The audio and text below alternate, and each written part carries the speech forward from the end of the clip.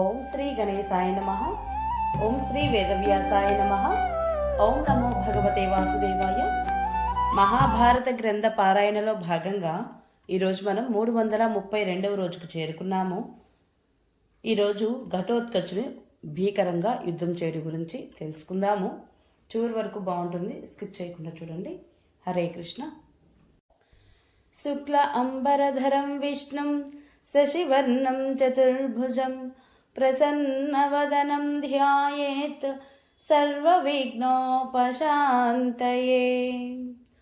నారాయణం నమస్కృత్య నరం చైవ నరోత్తమం దేవీం సరస్వతిం వ్యాసం తతో జయముధీరయేత్. హరే కృష్ణ. ఇక మనం పారాయణలోనికి వెళ్ళిపోదాము.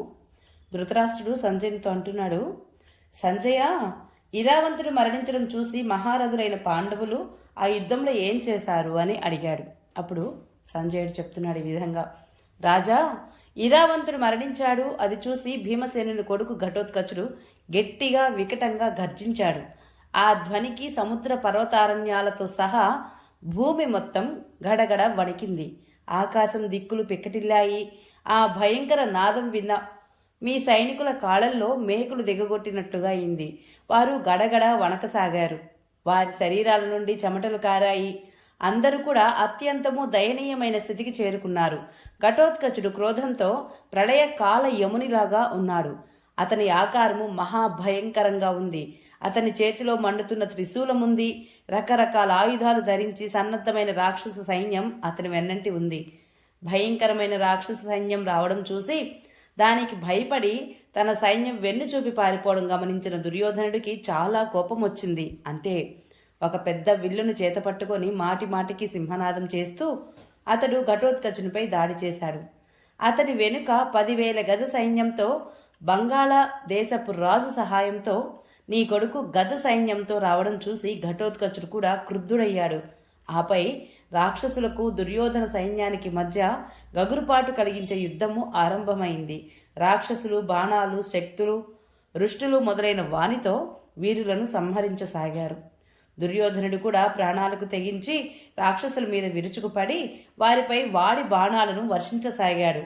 అతని చేతిలో ముఖ్యులైన రాక్షసులు చావసాగారు. అతడు 4 బాణాలతో మహావేగుడు, మహారౌద్రుడు, విద్యుజ్జిహ్వుడు, ప్రమాది అనే 4 రాక్షసులను సంహరించాడు. తరువాత మళ్లీ రాక్షస సైన్యంపై బాణాలను వర్షించసాగాడు. నీ పుత్రుని యొక్క పరాక్రమం చూసి ఘటోత్కచుడు కోపంతో మండిపడ్డాడు. వేగంగా దుర్యోధనుడిని చేరుకొని కోపంతో ఎర్రబడ్డ కన్నులతో, ఓ క్రూరుడా, ఎంతో కాలం నా తల్లిదండ్రులను అడవులలో తిరిగేలా చేశావు. ఈనాడు నిన్ను చంపి ఆ తల్లిదండ్రుల రుణాన్ని తీర్చుకుంటాను అని చెప్పి పళ్ళు పటపట కొరుకుతూ తన పెద్ద ధనస్సు నుండి బాణాలు కురిపిస్తూ దుర్యోధనుడిని కప్పివేశాడు. దుర్యోధనుడు కూడా 25 బాణాలతో అతనిని గాయపరిచాడు.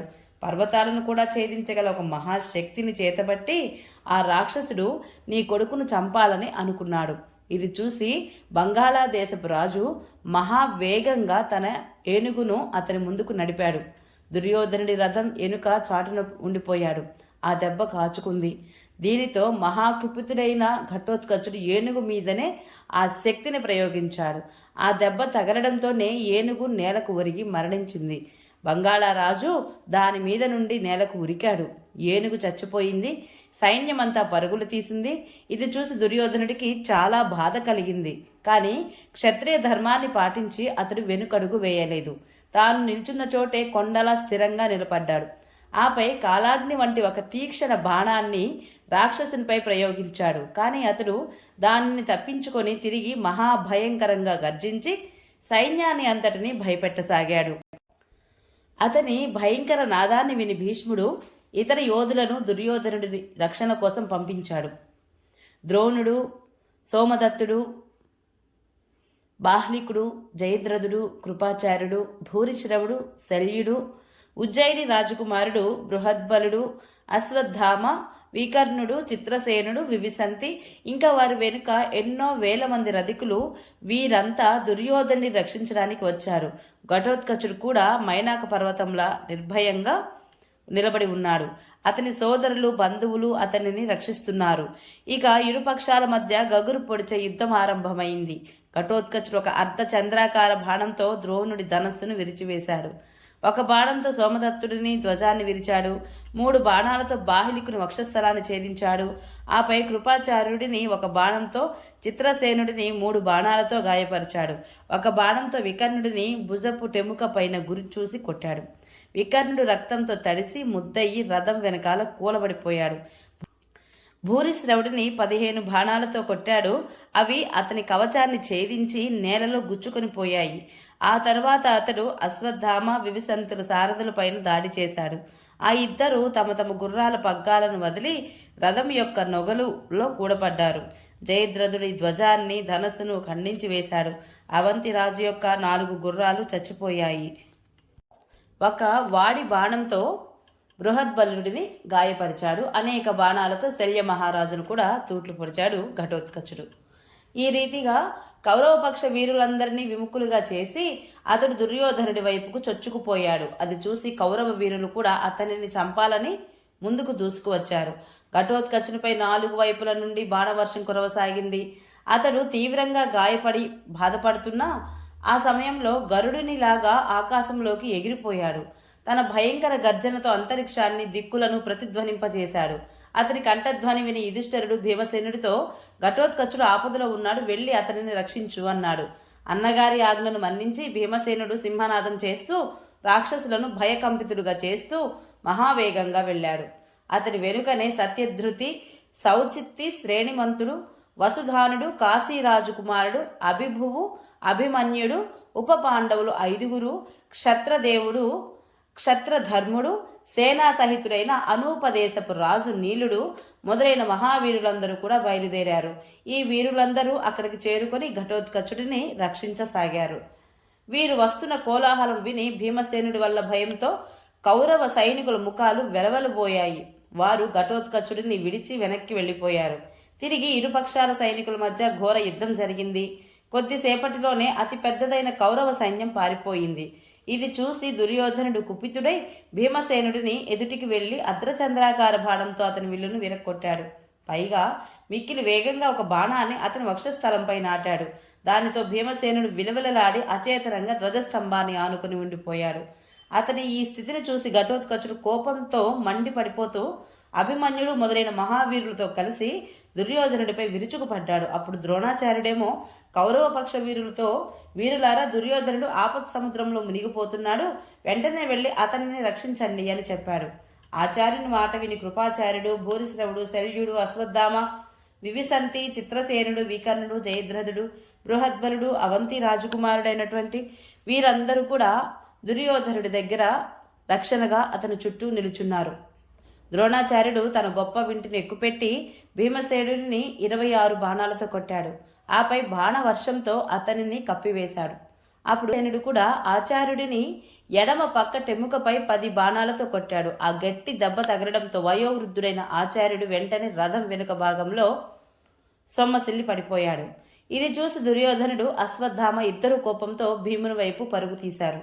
వారు రావడం చూసి భీమసేనుడు కూడా కాలదండం వంటి గదను చేతితో పట్టుకొని రథం నుండి ఉరికి వారిద్దరిని ఎదిరించడానికి సన్నద్ధుడై నిలుచున్నాడు. అనంతరం కౌరవులు మహారథి అయిన భీముడు చంపాలనుకొని రకరకాల శస్త్రాలను అతని గుండెలపై వర్షించసాగారు.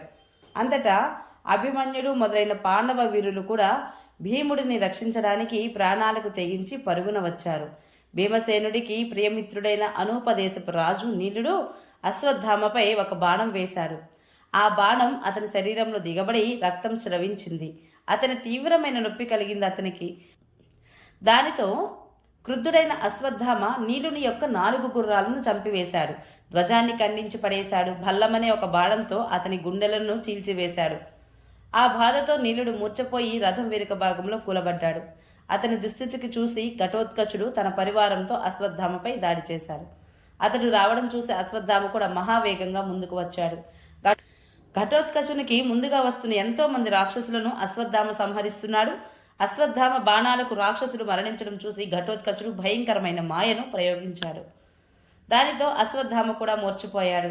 కౌరవ పక్షంలోని యోధులందరూ మాయా ప్రభావంతో యుద్ధం మాని పారిపోసాగారు.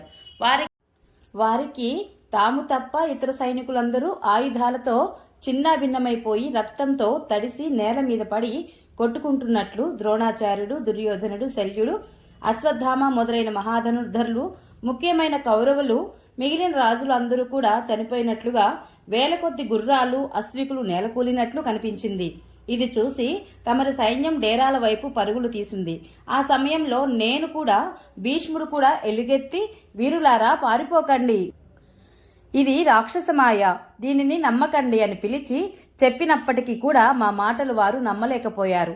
శత్రు సైన్యం పారిపోవడం చూసి విజయం సాధించిన పాండవులు ఘటోత్కచుడితో పాటు సింహనాదాలు చేయసాగారు. నలువైపులా శంఖధ్వనులు మిన్నుముట్టాయి, దుందుబులు మ్రోగాయి. ఈ తూముల నాదంతో యుద్ధభూమి ప్రతిధ్వనించింది. ఈ రీతిగా సూర్యాస్తమయం అవుతుండగా దురాత్ముడైన ఘటోత్కచుడు తమ సైన్యాన్ని 4 వైపులకు పరుగులు పెట్టించాడు. ఓం నమో భగవతే వాసుదేవాయ. ఈరోజు పారాయణ ఇంతటితో సమాప్తం. రేపు మనము భీష్మ దుర్యోధనుల సంభాషణము మరియు భగదత్తుడు పాండవులతో యుద్ధం చేయటం గురించి తెలుసుకుందాము. ఈ వీడియో మీకు నచ్చినట్లయితే please subscribe my channel, like, share, comment please. Thank you.